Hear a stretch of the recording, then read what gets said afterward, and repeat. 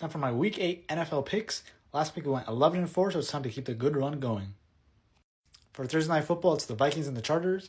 The Vikings have been starting Carson Wentz ever since J.J. McCarthy has gone down with an ankle injury. Wentz has not looked that good. Justin Herbert hasn't looked that good either since his offensive line has become injury ravaged. Give me the Chargers in this one with their defense to be able to control the game. For the Dolphins and the Falcons, it really could be the last game for Mike McDaniel. I've been saying that for the last few weeks now, but surely it's coming soon. Tua Tagovailoa has looked awful this season. Every week it seems like he's making headlines with his press conferences more than his play. I like the Falcons in this game. Look for Bijan Robinson to run all over this Miami defense. Jets and Bengals. Joe Flacco revived this team and has a shot at the playoffs now. I still think it's unlikely, but either way, it's nice for Cincinnati fans to have something to cheer for. The Jets, I don't even need to mention them. They've been awful the whole season. Justin Fields has been getting critiqued by his owner. So give me the Bengals in this one. I like for Joe Flacco to go off again, to be honest. Bears and the Ravens. Ravens are probably going to get Lamar Jackson back this week. I feel like they should depend on Derrick Henry more, with Lamar being probably not 100%. The Bears have been looking better. They have Caleb Williams starting to get into a groove within the Ben Johnson offense. They've been running the ball really well, but I still think they need to get Rome Odunze more involved. I like the Ravens in this one to bounce back off a bye.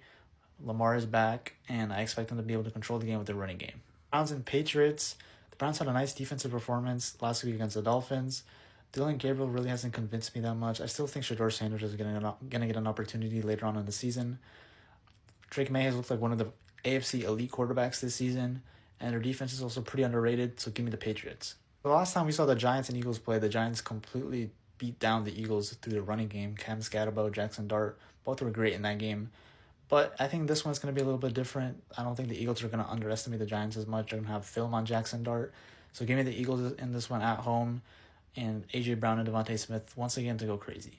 49ers and Texans. The 49ers have one of the most injury-ravaged teams, but Kyle Shanahan and Robert Saleh have done an outstanding job. Mac Jones has looked really good in place of Brock Purdy. I believe I saw he's still going to miss this week. Christian McCaffrey is candidate for Offensive Player of the Year. He's literally top 6 in receiving yards. It's crazy. So give me the 49ers in this one. The Texans are also down a few players. I think Nico Collins will miss this one at home, but their offensive line has just been horrible once again, so give me the 49ers. Bills and Panthers. Bills are coming off a bye. Panthers are probably going to be without Bryce Young. Andy Dalton will get the start. He hasn't really been that amazing in a Panther uniform. The Bills' defense has been getting critiqued a lot, but they're getting a few injured players back, including Matt Milano. So give me the Bills in this one. Buccaneers and Saints. Baker Mayfield had his first really poor performance last week against the Lions. They also lost Mike Evans for most of this regular